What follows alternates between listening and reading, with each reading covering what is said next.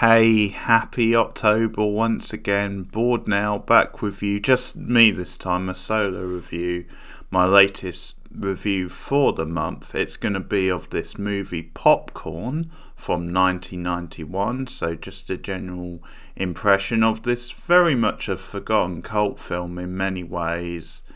And it's very nostalgic in a lot of things it's doing, including the opening. It's got this really flashy, sort of fleshy, pulpy style opening that just reeks of like nostalgia and just a lot of like back to basics type things. The opening with like neon lights flashing everywhere, all over the screen. Also, like the early dream sequence, which is like the first scene in the movie. That is a very like pulpy sort of feel to it. A very like colourful, over the top, but fun type feel to it. But it feels all very sort of fleshy and back to basics in many ways. But the premise of the movie is then you have this film student, Maggie, who's a part of her class putting on like a horror film festival at this like classic like picture house downtown, and it's to raise money sort of thing, and to sort of, it's to do with keeping their class afloat. Essentially, they're struggling to like justify funding for their class, so they put on this local film festival. It's like an all-nighter type thing, but then things start happening, and what happens in particular is then the film and the film festival are haunted by this old, I think he's like a stage actor, and there was like a curse surrounding one of his movies, and he returns to try and get revenge on this girl who starred with him, and in a weird sort of bizarre type twist, the girl is actually Maggie. Like, the character is called Emma, but it's essentially Maggie, who we learn to find out is actually the actor's daughter. So it ends with like the film festival and watching these different films, but then it's cutting between this weird shit going on off the stage and just people being killed, or certain like moments of jeopardy, and the killer, this guy has got a really fleshy sort of face and a really weird sort of look to him, and he's all like psychotic and manic and out of control, and it's pretty wild stuff. I mean, the fleshy practical effects, even though this is an early 90s film, it's close enough. It feels like an 80s film in many ways. And some of that stuff is so well done. There's some great like practical effects. There's some good moments of gore, and there's some fun hammy over the top acting. So I enjoyed this movie. I think I enjoyed it as a guilty pleasure film.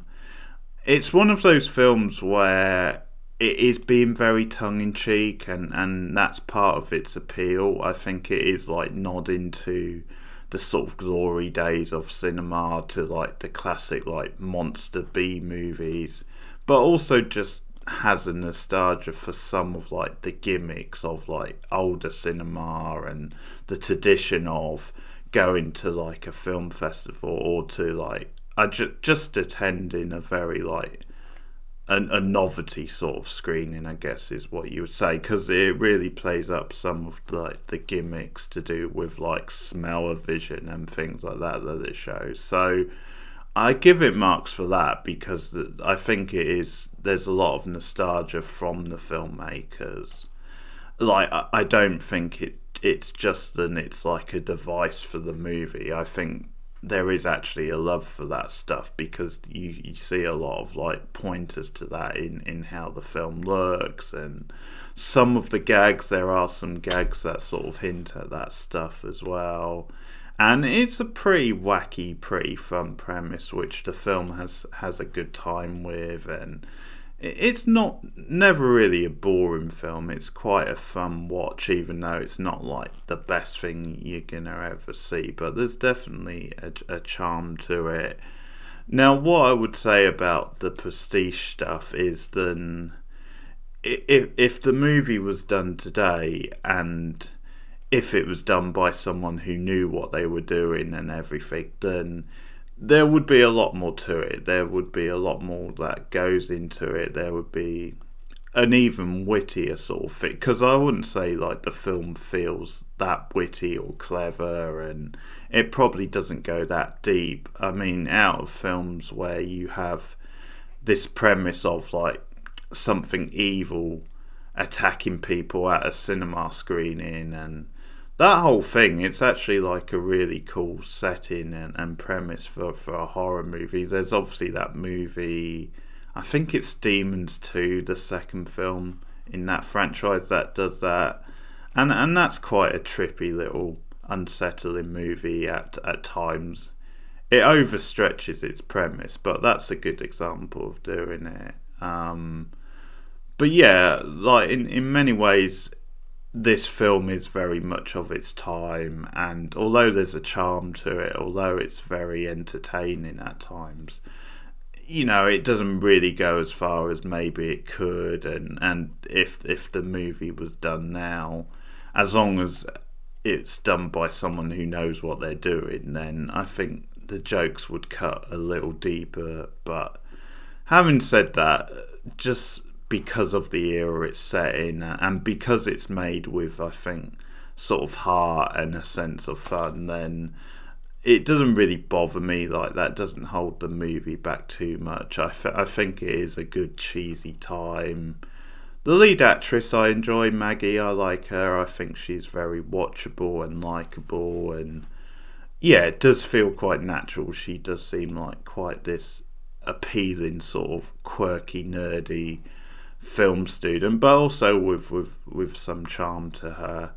Some of her friends, some of the supporting characters I did find quite annoying, although one of them, one of the best gags in the movie is like the Police Academy 5 gag and reference, which is so funny. It's when like the teachers are being all sort of snooty and talking about like art house cinema, and one of the fellow student says, "Hey, I'd rather watch Police Academy 5 than that, you know, that artsy fartsy like Bergman film," or however he says it. But that's a really funny line.